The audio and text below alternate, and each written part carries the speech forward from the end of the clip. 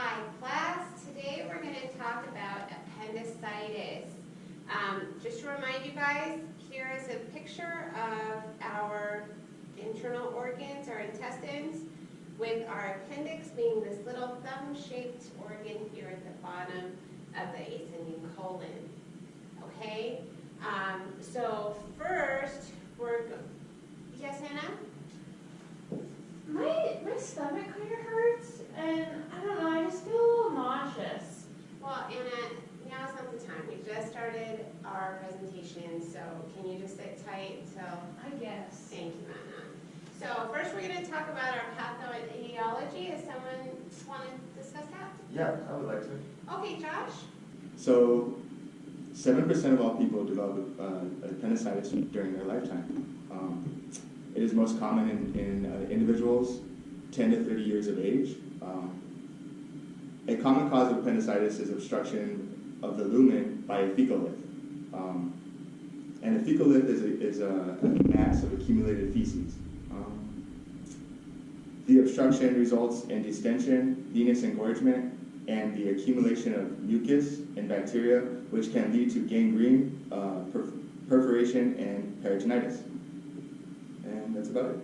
Okay, wonderful. Thank you very much, Josh. Yeah.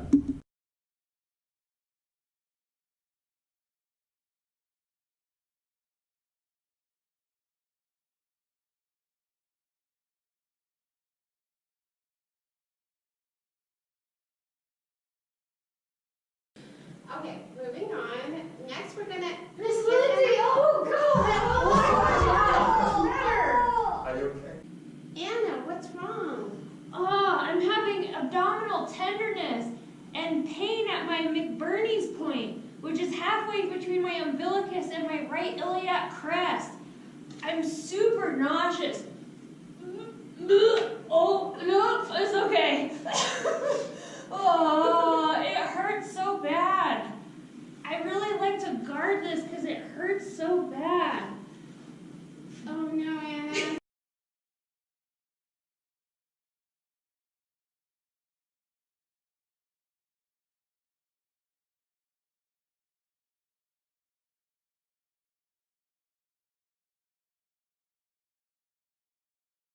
I wonder if she has appendicitis.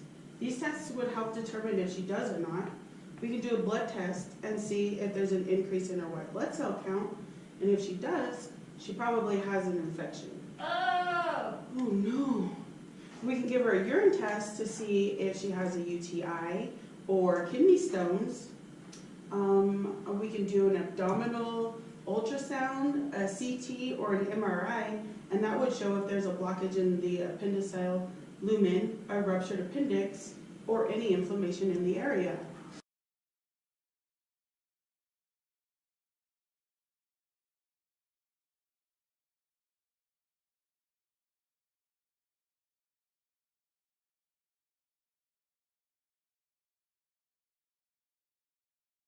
Well, if it is appendicitis, then we'll need to start antibiotics and fluids right away. We'll also need analgesics to reduce the pain, and we'll need antiemetics. Vomiting and nausea. If we know that the appendix is ruptured, then we'll need to start antibiotics and fluids 6 to 8 hours before the surgery.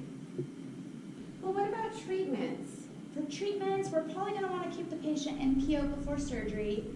We're going to monitor their vitals, we want to administer some meds, and keep the patient as comfortable as possible. We don't want to apply any heat, because that'll just add to the inflammation, and we don't want to do any laxatives. Oh! We'll also want to do an appendectomy. Oh! So for post-op treatments, we're going to want to ambulate the patient as soon as possible, and we're going to want to educate the patient. Then they'll be able to return to their normal activities within 2 to 3 weeks of the surgery.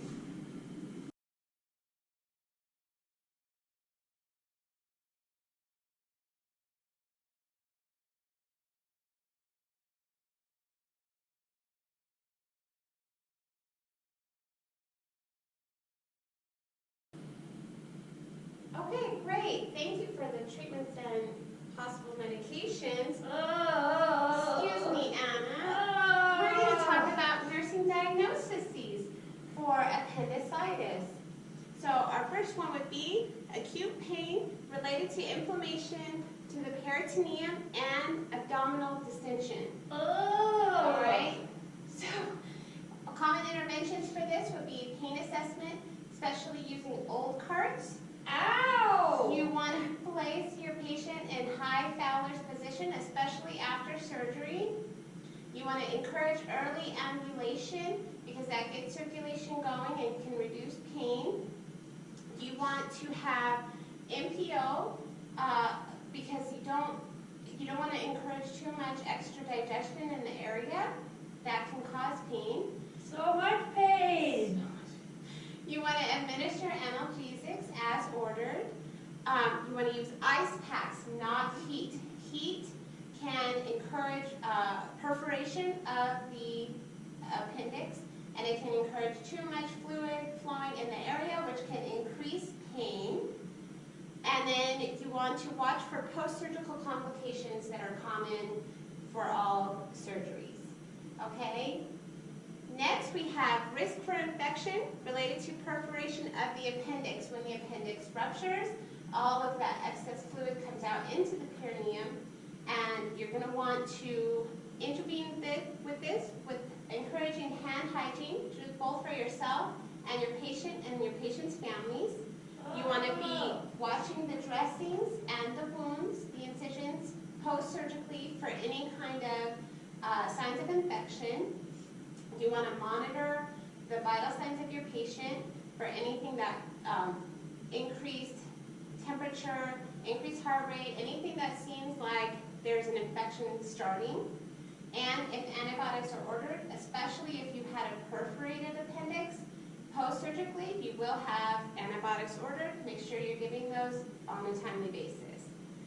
Risk for deficient fluid volume related to collection of fluid in the peritoneal cavity secondary to inflammation or infection, or both. For this, you want to give fluid through the IV, fluid and electrolytes. That'll help decrease the side effects of deficient fluid. You want to monitor the blood pressure and the heart rate of your patient. You want to keep assessing the mucous membranes for dehydration. You want to monitor urine output, make sure it's equal to your intake. And you want to listen to the bowel sounds of your patient to make sure there's not other things going on, such as other obstructions.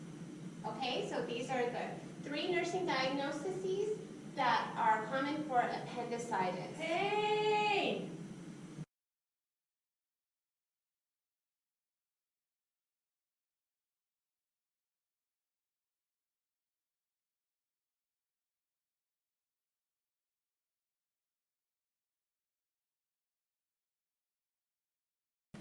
If you guys don't get me to the hospital soon, I might have my appendix rupture and I'm gonna get peritonitis. I can die from that. I can get gangrene and sepsis too. How can you tell you're going to develop these complications? I'm gonna have like increasing abdominal distension. My pain is getting so much worse, and my fever is getting worse too. Oh no, we better get you to the hospital to get that appendix out. It's about time.